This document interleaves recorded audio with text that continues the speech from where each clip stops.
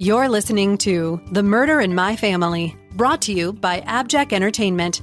Be sure to check out some of the other great true crime podcasts from this network, including Scene of the Crime, Missing Persons, and 3 Men and a Mystery. All of these podcasts are available for you to binge on right now, wherever you listen to podcasts.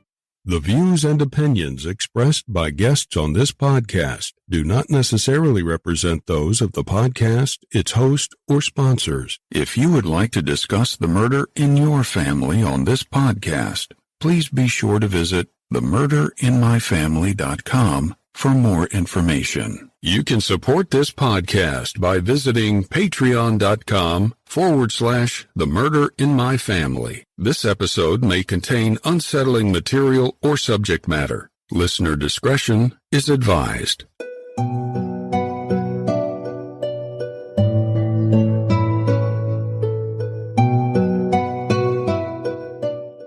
Thank you for joining me for episode 74 of The Murder in My Family. I'm your host, Mike Morford. In this episode, we'll be discussing the case of 18-year-old Sabrina Cain, whose disappearance and brutal murder in 1974 shocked the Illinois community where she grew up. Even more shocking was where the investigation led police. We'll dive into Sabrina's story after some quick housekeeping.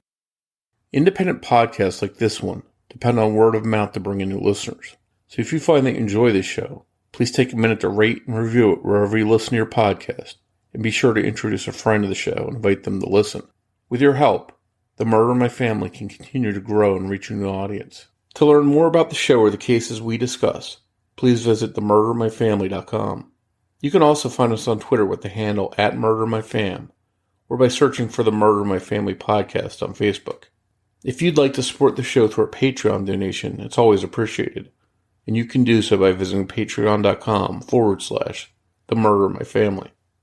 Benefits of supporting the show on Patreon include early access to ad-free episodes of the show, plus bonus content not heard in regular episodes. Support may also include thank you cards, stickers, and more.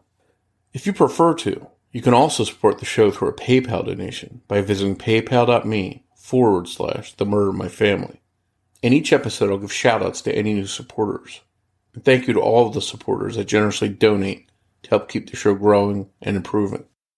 One last note, please consider supporting any of the sponsors that you hear on The Murder in My Family, the way that those sponsors support the show. It's with our sponsor support that this show can go on and continue to provide a platform to share these stories with you in every episode. Thank you. And now on with the show. Sabrina Jean Cain was born in Tuscola, Illinois on May 2nd, 1955, to Cain and Lorraine Cain. Her parents split up when Sabrina was young. She had 2 younger siblings, Kathy May Cain, who was born on May 16, 1956, but sadly died less than a year later on February 16, 1957. She also had a brother, Dennis Edward Cain, who was born prematurely on July 18, 1966, and died the same day in the Premature Center at St. John's Hospital in Springfield, Illinois. Sabrina also has a living half-sister, Kimberly Cain. Both of Sabrina's parents remarried to other people. Colin married Beverly Susie Stewart on August 1st, 1964 in Oakland, Illinois. Sabrina's mother, Lorraine, married Fred Rourke, but the date is unclear. Her stepfather, Fred Rourke, was just 14 years older than Sabrina. Sabrina grew up in Belleville, Illinois, the largest city in southern Illinois with nearly 45,000 residents. Belleville is the county seat of St. Clair County. It's roughly 18 miles southeast of St. Louis, Missouri. Sabrina attended and graduated from Belleville West High School in 1973, and she lived with her mother Lorraine and stepfather Fred Rourke. 18-year-old Sabrina worked days at Midwest Home Savings and Loan and evenings at Kmart, both of which were in Belleville. On the surface, it seemed like things were going good for Sabrina. She had some good friends as well as a boyfriend, and 2 jobs to help her save money, which hopefully down the road would give her a fresh start in adult life. But behind the scenes, Sabrina told those close to her that her home life was not a happy one. And in early 1974, Sabrina would vanish. Sabrina was last seen alive on February 5th of that year. Over 2 months later, on April 20th, 2 men target shooting found her body floating in a 3-acre pond off Town Hall Road in Stookie Township, 5 miles northwest of Belleville. Sabrina had been shot in the back of the head, her chest, and arm. Her hands were tied together behind her back, and a concrete block was fastened around her waist with a rope. The medical examiner determined from the body were 3 bullets fired from a .38 caliber weapon. It was a brutal and cold execution-style murder, and to police, it seemed personal. Sabrina's 32-year-old stepfather, Fred Rourke, told the police that he and Sabrina argued at around 1 p.m. on February 5th, and she walked away from the home in anger. He was the last person to see Sabrina alive. Fred and Lorene didn't report Sabrina missing until March 22, 1974, a month and a half after she vanished. According to them, Sabrina had previously left home for extended periods, but always returned, so they weren't really worried. Fred Rourke was a Belleville police officer and had been with the department for 5 years. He was called in to identify his stepdaughter's body. The medical examiner removed 4 rings from Sabrina. One was a Belleville West High School class ring with the initials SJC engraved on it. Rourke said the ring belonged to his stepdaughter, Sabrina. Rourke also identified Sabrina's clothing, including her underwear, which seemed like an odd detail at the time. The clothes on Sabrina's body matched the one she was last seen wearing before she vanished. Delbert Jackson, the investigating officer, asked Rourke why anyone would want to harm Sabrina. But for some reason, Rourke turned the conversation towards the possibility that Sabrina was pregnant. Detective Jackson said that he wasn't implying that at all. And when he did, Rourke started to cry and used swear words saying, "She's all I had." Detective Delbert Jackson began to get a gut feeling that Rourke wasn't being completely truthful, and his actions seemed odd. On the day Sabrina's body was found, police and volunteers searched around the pond in Stookie Township for evidence, such as the murder weapon. At 6:45 p.m., Rourke and his neighbor, John Erlinger, showed up to offer assistance in the search. According to the Belleville Democrat, Rourke asked one of the deputies if anyone had searched the trestle area on the same road, approximately 1/2 mile west of the lake, looking for Sabrina's purse. Rourke and his neighbor then walked to the road and searched for evidence, but came back empty-handed. Erlinger would later tell police that Rourke was with him the entire time and was never out of sight. On April 24, 1974, the St. Clair County Sheriff received an anonymous note that read as follows, quote, "Her stepfather killed Miss Cain, that damn policeman." The mysterious author never came forward to offer more information and was never identified. Through the investigation, authorities discovered the relationship between Sabrina and her stepfather was not as it seemed. Sabrina's friends described it as strange and called Rourke overprotective. One friend told investigators that one time, Sabrina had been crying because her stepfather rubbed off her eye makeup with his hands because he didn't like it. A few days after Sabrina disappeared, one of her friends, Jean Morceau Cooney, visited Lorene. They went into Sabrina's bedroom, and Lorene moved a rug that was blocking the closet door. When Lorene tried to close the door, Jean noticed a lot of blood on the rug and asked Lorene about it.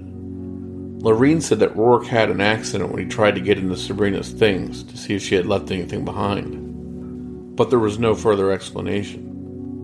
Later, when police interviewed her, Jean told them about the blood on the rug. When they went to the Rourke's home to examine the blood, the rug was gone. It turned out that Fred Rourke also owned a .38 caliber gun, the same type of gun used to kill Sabrina. But he claimed he had lost the weapon around the time her body was found.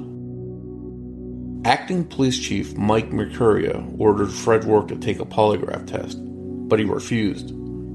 In early May 1974, Circuit Judge Joseph F. Cunningham ruled that the order to take the test violated his constitutional rights, and therefore, Fred Rourke didn't have to take the test. But as a result of not taking it, He was suspended without pay when he refused to answer questions from investigators. The suspension followed disciplinary charges brought against Rourke by Mercurio, who accused him of disobeying officers and of conduct unbecoming of an officer. On June 17, 1974, the Police and Fire Commission voted unanimously to fire Fred Rourke for refusing to answer questions in connection with his stepdaughter's murder. According to the Mount Vernon Register, police arrested Fred Rourke on March 7, 1975, after a suppressed indictment returned by a grand jury from St. Clair County. After a venue change was granted, the trial started in October 1975 in Quincy, Illinois, in the Adams County Courthouse. The evidence against Fred Rourke was mostly circumstantial. The murder weapon was never found, and no one had witnessed the murder. The prosecution's key witness was Donald Martindale, who was 19 years old at the time. He worked at a local restaurant and testified that he overheard Fred Rourke say that he, quote, didn't mean to kill Sabrina and never meant to get her pregnant. But the medical examiner confirmed that Sabrina wasn't pregnant at the time of her death. Martindale said Rourke appeared drunk when he made the self-incriminating statements. On cross-examination, Rourke's defense attorney, James Gomrick, asked Martindale about an arrest for curfew violation by Rourke's police partner, which occurred a few days before the alleged confession at the restaurant.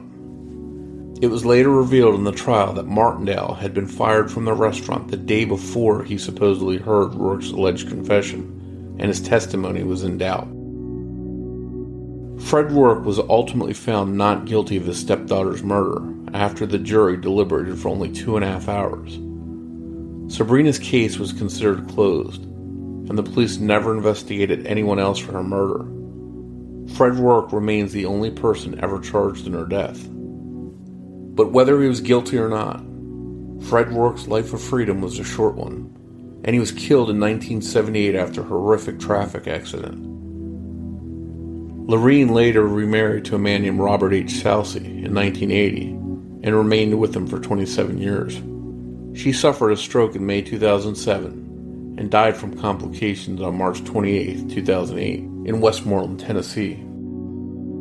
Sabrina's half-sister Kimberly was much younger than Sabrina when she was murdered.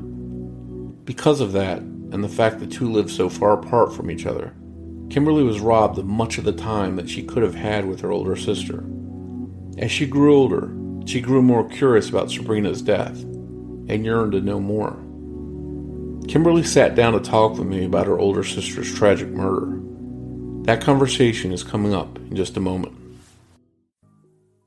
Is there something that interferes with your happiness? Is something preventing you from achieving your goals? I know there's been times when I wanted to go out and do something, but didn't make it because things I had on my mind kept me from doing what I wanted to do. If you find yourself in a similar situation, then BetterHelp Online Counseling just might be the right solution for you. BetterHelp will assess your needs and match you with your own licensed professional therapist. You can connect in a safe and private online environment. It's so convenient, and you can start communicating with a counselor in under 24 hours. This isn't self-help. It's professional counseling. Send a message to your counselor anytime. You'll get timely and thoughtful responses. Plus, you can schedule weekly video or phone sessions, all without having to sit in an uncomfortable waiting room. And BetterHelp can assist you with so many things, from depression, stress, and anxiety, to family conflicts, sleep issues, and more. Anything you share is confidential. And while BetterHelp is not a crisis line, it is convenient, professional, and affordable. In fact, so many people have been using BetterHelp that they are recruiting additional counselors in all 50 states. I want you to start living a happier life today. As a listener of the Murder in My Family, you'll get 10% off your first month by visiting BetterHelp.com/family. Join over 1 million people taking charge of their mental health. Once again, go to BetterHelp, that's HELP.com/family, and you'll save 10% on your first month of BetterHelp.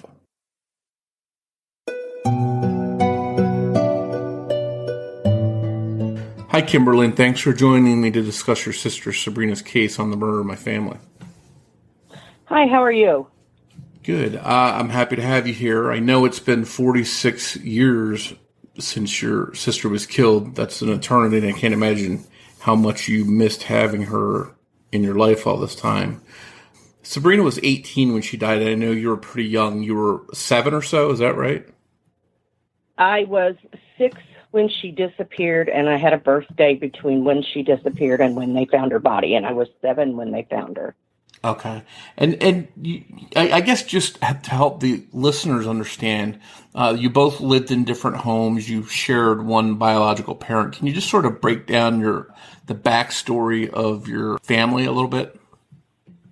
Yeah, my dad was married previous to my mother to, her name was Lorraine, and they were from a small town in Illinois, Arcola, which is where I still live. And after they got married, they had 2 daughters. Kathy was the first one, or Sabrina was the first one. Kathy was born about a year after her, and Kathy died at 9 months. She had been sick and died in her sleep. So that left Sabrina. And Dad and Lorraine moved to the Belleville, St. Louis area for work, because there wasn't a lot available at the time, in central Illinois as far as to support a family. And so they lived there until, I'm assuming Sabrina was probably around maybe 5 or 6 when Dad and Lorraine split up, and he brought her back with him to central Illinois, and she lived with him.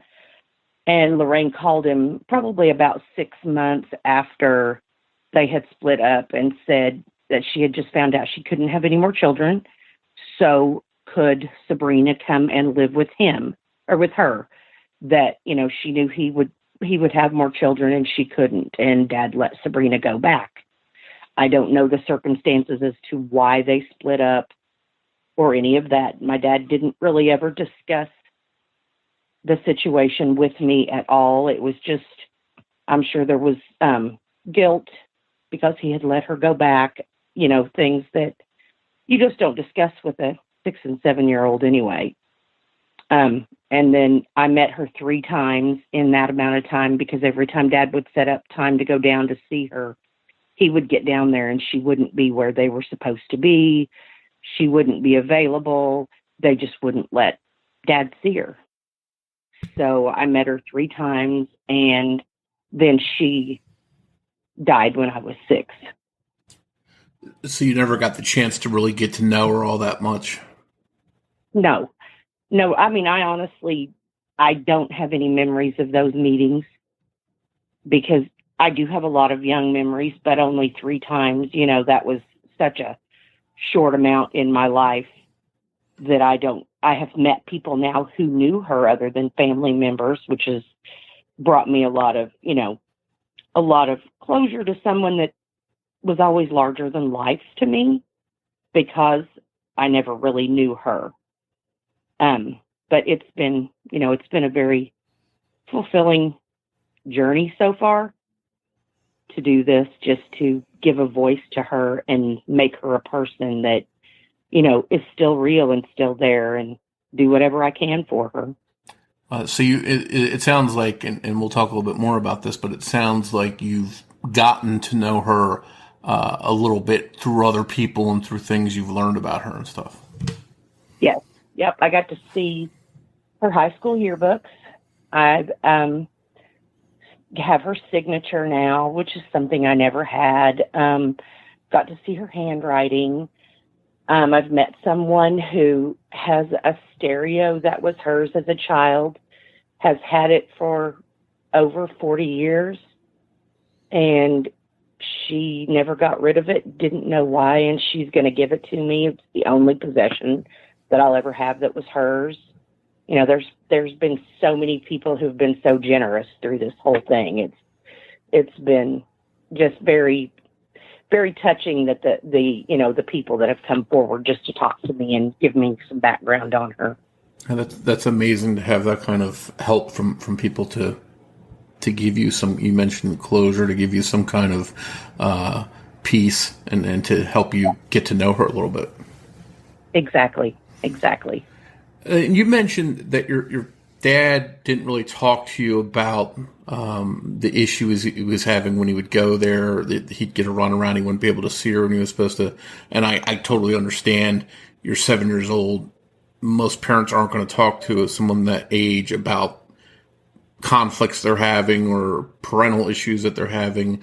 So I can understand why he didn't. Later on, did he open up at all about any of that stuff, about some of the hurdles he faced and that bothered him over the years? No, once she died, he just never spoke about her. We had her picture, he carried pictures in his wallet. He went up and talked to my aunt, his sister, but he couldn't talk about it. It was just something that there was nothing he could do to change it. So it was just easier to, put it on a shelf in the corner and bring it out to himself when he wanted to. But he didn't bring anybody else into it. Once, when her grandmother passed away, we went to the funeral and I was standing with him and someone turned around and said, "Oh my God, you have to be her sister. You look just like her." And I was so got by that, and I just was kind of speechless for a second. And Dad turned around and smiled and said, "Yes, she does, doesn't she?" And yes, she is. And that was big for him to even acknowledge that. Wow. And so he wasn't comfortable talking about it. And I think maybe, I don't know, I didn't know your dad obviously, but, part of that may have been the typical male thing that a lot of us do. We sort of bury stuff and keep it to ourselves. Do you think maybe some of that was at play, that he just couldn't deal with that because it was too painful and wanted to just put that behind him and bury it?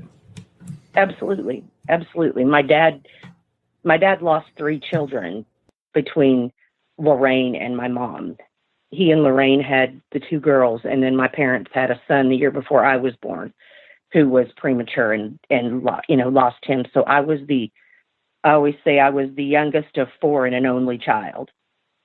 So, he had gone through a lot of pain as far as children were concerned. And he just, I can't imagine losing 1, let alone losing 3. Yeah. So my dad was just very closed off about things like that. And as a child, I guess you're only, it would be only typical for you growing up to want to ask questions. Did you get the sense that he didn't want to and just sort of back away from asking questions? Or were there times when you tried to learn more about what had happened and about your older sister?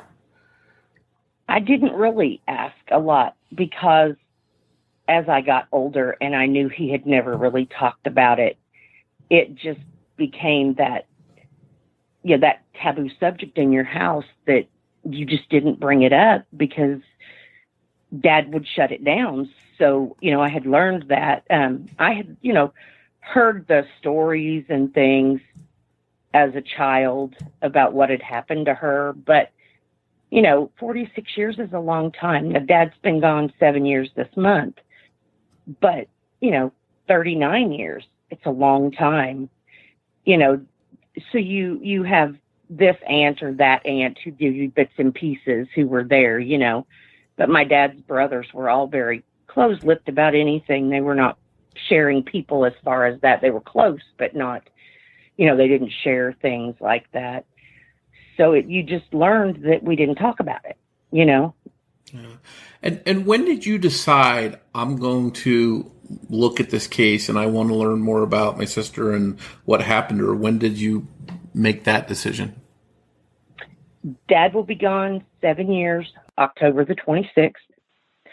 And in December of 2013, Illinois cold cases popped up on my Facebook feed. And I thought, I'm just going to submit her newspaper story to them. And they ran it. And within 2 weeks, I had comments from people in Belleville. I remember this. I remember the case. I'm so sorry. And I had a guy message me, and he said his wife worked for the library down there. And if I was comfortable giving him my address, he would have her look up anything she could find out of the library and send me the, the papers. And I'm not somebody who normally would do that, but something said do it, so I did. And within 3 days, I had a letter at my house with all of the information. Not a lot, but all that there was from the newspapers that she could find. And that was just the beginning of this 7-year journey that I've been on so far. And it's been, the people that have come forward have been amazing. Well, to get that kind of support from total strangers has to be a pretty good feeling. It is. It really is. It just, there are still good people out there. We lose sight of that sometimes, with everything that's going on. And these people have reached out and offered their time and their memories for someone that they don't have to ever do anything for. And it's been very, very nice. I have 2 friends that I did not know who reached out to me 3 years ago after seeing the podcast that was done by the Belleville newspaper. And one lives in they both live in Texas, one in Dallas and one south of there. And Sabrina was actually his babysitter growing up. And he works in the TV industry on the back side of it, not the acting side. And his mom had always pushed him to do a story about her. So he contacted me, and they've been the ones who have been instrumental in me going to Belleville and meeting people and, setting up interviews. And they're people that I will have as their family now. We've gone through this together, and it's amazing. It really is. Yeah, it's a really positive thing when you mentioned there's a lot of bad stuff that goes on that we hear about, but you don't always hear about the good stuff like this. Mm-hmm. Yeah. Yeah. It's a bad situation that brought us together, but it's been my life, my whole life. So it's always there. I never talked about it. I had friends from school that said, we never knew this about you. Why would you? Why would this be something that I would talk about, to people that have no bearing on the situation, especially if we didn't talk about it at home. So I've tried to explain that to people, but if you've never been in the situation, you really don't understand, You used the word closure earlier, and I used to use it, but I've seen so many stories and people, and they're like, there's never closure. There's just an ending, and whatever becomes of this story, there won't ever be closure because I'll never know her, but I'm a whole lot closer than I was when I started. So there's a light at the end of the tunnel as far as that's concerned. Yeah. And so over the past 7 years, you've really been doing a lot of research. Do you feel like you've learned a lot about her and know her more than you did? Oh, absolutely.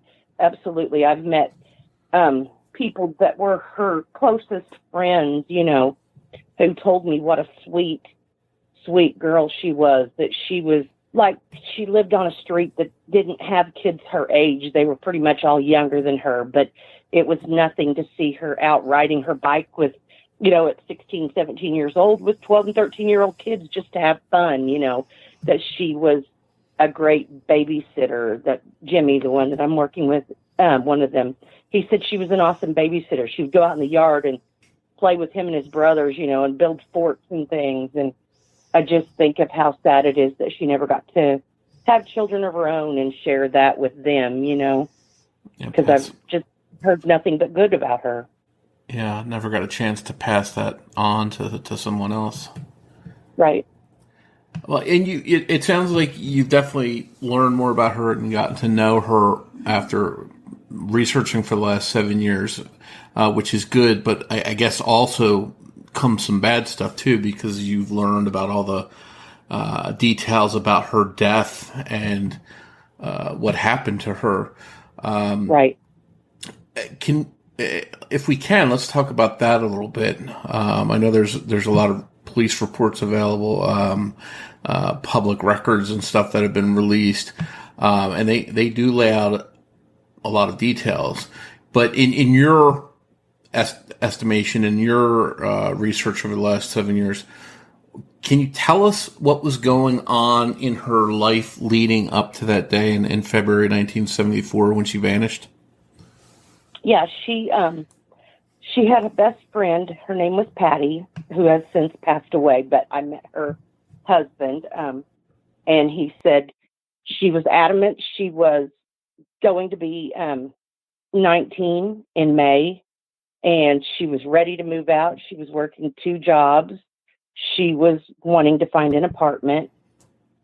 She wanted out from under her mom and her stepdad, which her stepdad was a Belleville City police officer.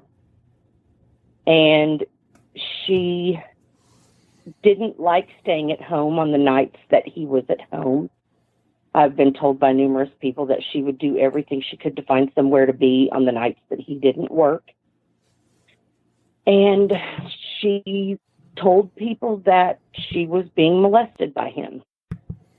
That it had been going on for a long time, and she even told her boyfriend. And he gave her an ultimatum: either you tell him never to touch you again, or I will go to the police. And that was on Friday night. She spent the night at her friend Kurt and Patty's. The next day, they both went to work, and she was there.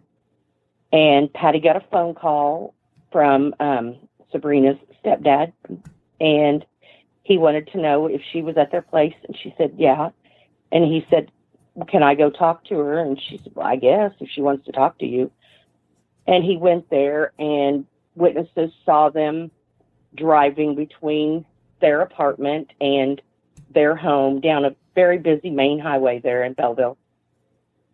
And she was in the passenger side of her car. She had it was a Plymouth, I can't remember the car, the name of the car, but it was blue with a vinyl top, and the top had flowers on it, kind of your flower child looking flowers, very 70s. So her car was very noticeable. And she was in the passenger seat, and she went to her house. And according to her stepfather, she was in the house with him. He said something to her. She got mad, got up, and walked out the door, and he saw her walking down the road, and he never saw her again. And that was on February the 5th, 1974. So her mother came home, and she told her mother that Sabrina was mad and that she had left. And that was the very last that anyone ever heard or saw anything from her again. On March the 21st or 22nd, they reported her missing. They were asked why they waited so long to report her missing, and Fred told them, that the police, that it was because she had ran away before, and she was always gone for a day or two, and she came back. She had no family in the Belleville area. Her entire family, both sides, grandparents, both sides, aunts, uncles, everyone lived in Arcola or the surrounding area. She was 18 years old. She didn't take her car. She didn't take her purse. She didn't touch her bank account. And she never contacted anyone. And then on April the 20th, 2 hunters were hunting and were walking by a farm pond about 1.5 miles outside of Belleville. And they saw something in the water and went over to the edge of the water, and they saw her. She had long blonde hair, and they saw her hair floating in the pond. And they called the police, and the police contacted the Belleville Police Department and asked if there were any descriptions of any missing females with long blonde hair, and she was the only one. So that was how they found her body. They immediately thought it could be her, and I guess once they went out and retrieved her remains, they did identify it as being her. They took her to, back then they took them to Gardner Funeral Home. That's where they did the autopsies. And due to the description of her, and she had 4 rings on, they called Fred, because he was a Belleville police officer and, his stepdaughter was missing, and asked him to come and identify the body. So he got there. She had, excuse me for the gruesomeness, but had been in the water for so long that her face was gone. There was no way to identify her face.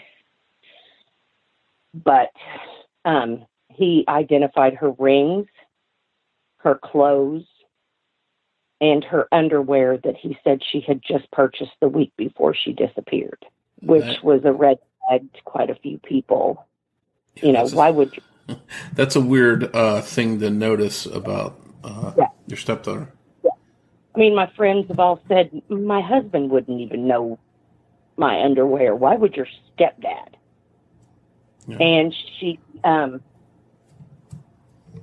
had thought she was pregnant in November, December, and told a couple friends she thought she was pregnant. And then after the holidays, her mood had changed. She had been much more upbeat and happy. So no one knew if she really was truly pregnant or not.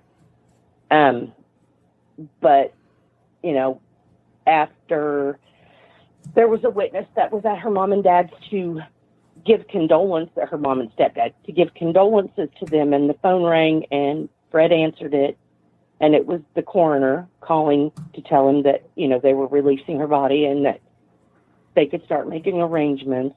And Fred had taken the phone way far away where they couldn't hear, and he came back in the room and he said, well, according to the coroner, at least she wasn't pregnant. And her mother turned and looked at him and said, why would anyone think she was? And the other girl, and this was in the Belleville paper, I mean, I read this, the girl that was there said, I guess that's reason for someone to want to kill her. And she said the look that he gave her and her mother scared them so badly that her mother forbid her from ever going back into that house again. And they left immediately. And what was done, you mentioned she had been in the water a long time. She had been shot several times.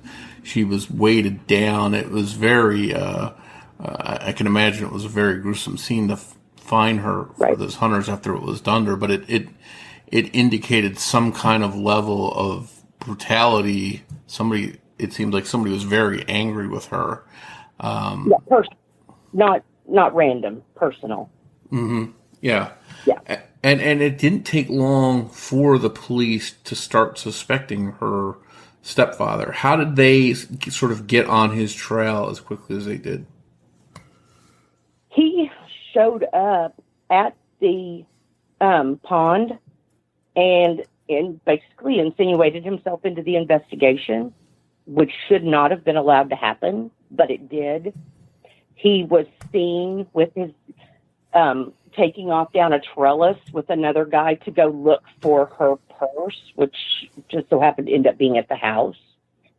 And he had his gun on his hip, and he was gone. They were gone for a little while and came back and said they didn't find anything. And that was when they got the call for him to go identify the body. So he went home to tell Lorraine, that he was going to go to see if he could identify the body. And he did that. And the police came once they determined it was determined the caliber of the gun. Of course, he was a police officer, so they wanted to check out his gun. And they asked for his service revolver. They came to the house, asked for the service revolver. He said it was in the bedroom in a lockbox on the dresser. Went into the bedroom to get it. The lockbox was empty. He said, well, maybe I took it to the house that we're remodeling and had it there. They went into the house that was being remodeled, which was across town. Police escorted, no power in the house. So he went in, kind of felt on the shelf in the closet and said, oh, nope, it's not in here. Somebody must have stolen it. There was a watch laying there. There were power tools there. The place was locked up. So someone broke in and stole his gun, and that was it. So that really set off some, I guess, alarm bells with them. It just didn't seem believable to the police. Right.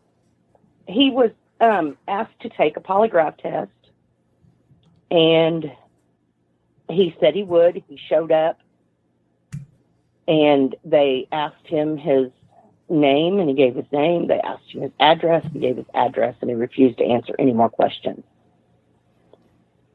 So they let him go, and he was told by his superior officers that he had to take the polygraph test or he would lose his job. He was on paid leave at that time. And he set up a time to come back and do it and didn't show up. So they took him off paid leave and they terminated him. And he filed a suit against the Belleville Police Department that was before the court. And he was told that they were within their rights to fire him if he refused to take a polygraph test. Sure, a police officer that's not helping to contribute to solving a murder, especially of his own stepdaughter, that's got to reflect badly on him as a police officer. Right. And were there also people coming forward making accusations or repeating things that that perhaps Sabrina had told them? Was that sort of stacking up against him as well? Yeah. She had told friends, that he had been molesting her. There were friends that came forward and said that. She had told her boyfriend that. There was one guy who worked at the IHOP that had overheard him come in drunk, talking to the owners that he was friends with and saying, "I didn't mean to kill her. I didn't mean to hurt her." And they told him to move away from the table. So he moved 2 tables down, but he could still hear him. And they said, "Who are you talking about?" And he said, "Sabrina, I didn't mean to kill her. I loved her. She was all I had." And he took a polygraph test and passed it, which was still not admissible in court, but he passed it. But the judge would not allow his testimony because he had been arrested previously 3 times for curfew violations and things by a officer who had been Fred's partner.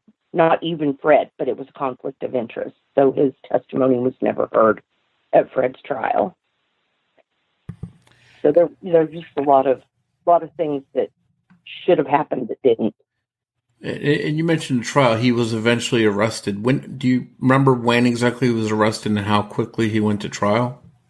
The trial was in October of that year. He was arrested, and it was very quick. I'm not sure exactly when he was arrested, but she was discovered in April, and he went to trial in October. And they moved the trial to Quincy, Illinois, because they were sure that they couldn't get a fair trial down there. And the trial lasted, the newspapers say 6 days. My aunt and uncle went to the trial, and my uncle was he was a Champaign police officer. And they went to the trial and said that the testifying lasted basically 2 days. And that, Lorraine sat beside him the whole time and professed his innocence the whole time. I mean, I don't care who you are. If you're indicted for my daughter's murder, I'm not going to stay with you, whether I think you did or didn't do it, And she stuck by him until his death. And then she had him buried next to her. Yeah, and before we get to that part, that is something I wanted to ask you about as well. Before we get to that part, he was acquitted or found not guilty. I don't know if I guess there's a little bit of a difference there. What was the actual verdict? My Aunt Shirley said that the judge said He was found not guilty due to lack of evidence. And she said she turned to Uncle Joe because he was, a police officer. And she said, "Joe, what does that mean?" And he said, "It means they couldn't find the gun because the gun was never located." And that, had they found that gun, they might have been able to do ballistics test and match it up to his weapon murdering her. Yeah, they went out to his dad's property where they would go target shoot. And they brought like a pickup truck load of dirt back and went through it. And they found one bullet that was the same caliber as the bullets she was shot with. But they couldn't do a comparison because the bullets in her body had fragmented and they were only able to, to recover parts of them. She was shot through her arm. It traveled up her arm and out the side of her arm. She was shot in the back, and then she was shot in the back of the head. And I guess, again, I know you're young. Your father is probably trying to keep you shielded from this. Was he following along with all this stuff that was going on while it was happening? No, we were never notified she was missing. No one in her family was. I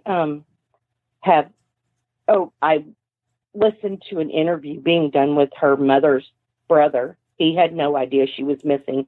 His statement in the interview was, well, she disappeared on Friday and they found her the next day. And the person doing the interview said, no, she disappeared in February and wasn't discovered until April. Fred told the police that he came to Tuscola searching for her. She had 2 aunts that lived in Tuscola, but both sets of her grandparents lived a block apart. My dad lived in Arcola.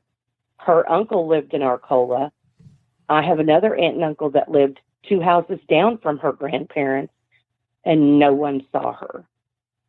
If all of your entire family lived in the same town and you were 18 years old and you ran away, you would contact someone there and want to come where your family was. She didn't have any other resources, and no one ever was even notified. The police never came and interviewed anyone on either side of the family regarding, her disappearance or anything. They just took Fred's word for it. So it just, the lack of investigation and the whole thing, I think they did what they needed to do to make sure that it looked like they investigated it, but it was also 1974 and he was a cop. They had a good old boy mentality back then, and they were going to all stick together. Yeah. And it seems like he was named the only real suspect in the case, and it seems like he had some motive based on everything to have harmed her. It's really sad and frustrating that one thing that might have tied him to it was never found. After the trial, the state's attorney walked out of the courthouse and said, as far as we're concerned, we tried the person who did this, and the case to us is closed, and no one was ever looked at again. Wow. Well, if he did have any part in that, he definitely took that secret to his grave, because you mentioned a little bit earlier, he died in 1976 in a car accident. And you mentioned, shockingly to me, that he's buried right next to your sister. Does that make you angry that the person that likely did this is buried right next to her? Yeah. I took it. I went for 43 years not knowing where she was buried. I was told it was Holy Cross Cemetery was the name of the cemetery. And when I went down, I got contacted by the Belleville News-Democrat. They were doing an archival story on her murder, and I was contacted by the reporter, and I went down there to do an interview with her, and I was driving through Fairview Heights, and I drove by the gates of the cemetery, and I had a friend ride down with me, and I looked at her and I said, "That's where she's buried." And Cheryl looked at me and she said, "You don't know where she's buried." I said, "That's where she's buried." And we went on. It was still on the same highway. It was literally on that road about 5 miles up. Went and did the interview, and when I got done, Heidi said, "I found her grave for you," which she had promised me she would find it. And I said, "Oh my God, where is it?" And she said, "Just back down this road about 5 miles." And I looked at her and I said, "It's Fairview Heights Cemetery, isn't it?" She said, "You don't know where she's buried." I said, "When I drove by, I knew. Something told me that was the place." So I went to get some flowers, and she met me at the entrance of the cemetery. It's very, very big. And I followed her through the cemetery back to the part where Sabrina's buried. And we got out of the car. And she said, "I have to tell you something before we walk over to her grave." She said, "Fred is buried next to her." And I said, "Okay." I said, "All right. I'm glad I know that." I said, "All I can do is keep my back to him." And I just walked up and kept my back to his grave the whole time and just didn't acknowledge him. He doesn't deserve to be buried next to her. And if I ever have a way and a means to do it, I would like to have her brought up to Arcola where the rest of her family is, so at least she can be buried in the same place as people who do love her and, want to take care of her. And, she's never really got justice, although in the grand scheme of things, if he's the person that did this, he didn't live long after himself, but that still doesn't bring your sister back. Do you feel that just that missing conviction and sentencing and him spending the rest of his life in prison or whatever the sentence might have been if he was found guilty, do you feel that would give you more peace had that happened? I mean, that's a hard question to answer because he did only live 3 years after her. He was in a horrific crash, so he died a horrible death. I can't say that bothers me. Yeah, I would have liked to have been able to say that the person who did it, spent his life in prison or got what he deserved as far as justice, but he still got what he deserved. He still didn't live a life out there like other people who have committed horrible crimes have gone on to live and live and live and never have to pay for it. He paid for it. It was just in a different way. Yeah. And we mentioned it's been 46 years since your sister was killed.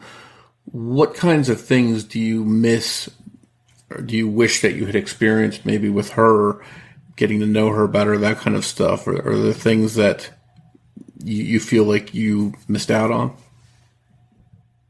I have beautiful grandchildren, and I wish I would have had those and she would have had hers and they could have grown up together. And, she had kids and I had kids that could have grown up together. I just, I never had older or younger siblings.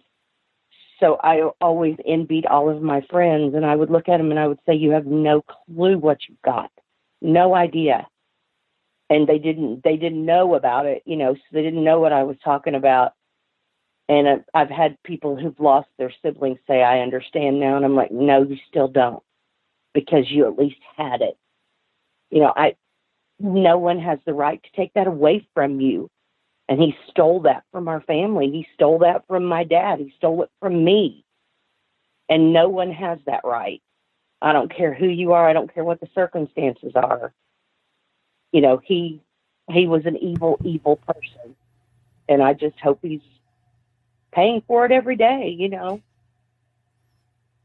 Yeah.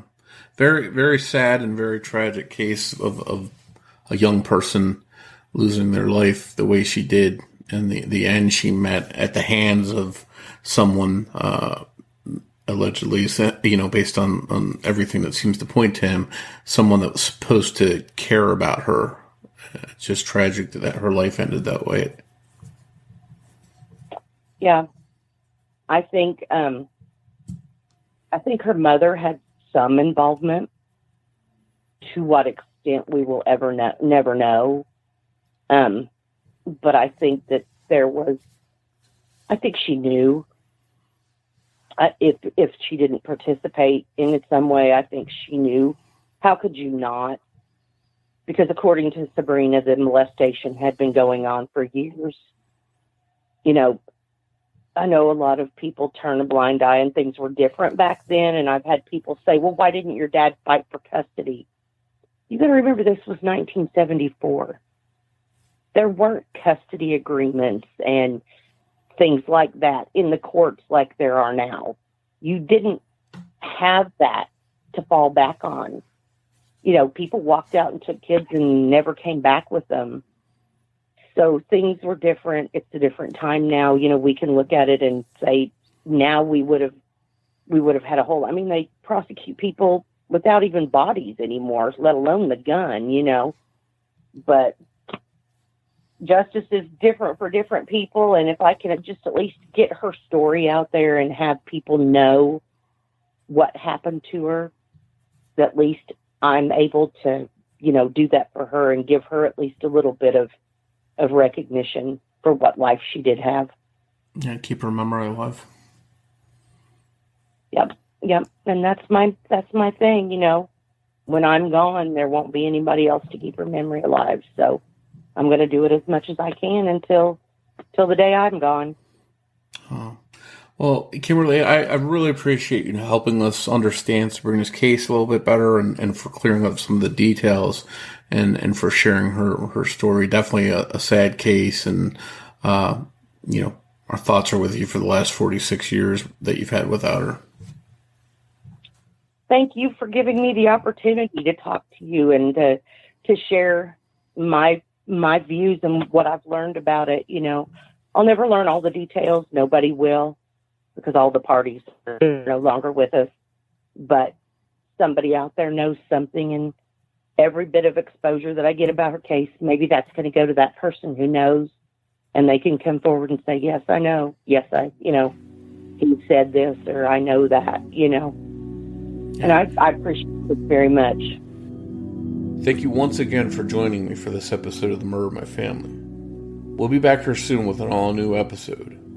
But before you go, remember that every murder victim means something to somebody.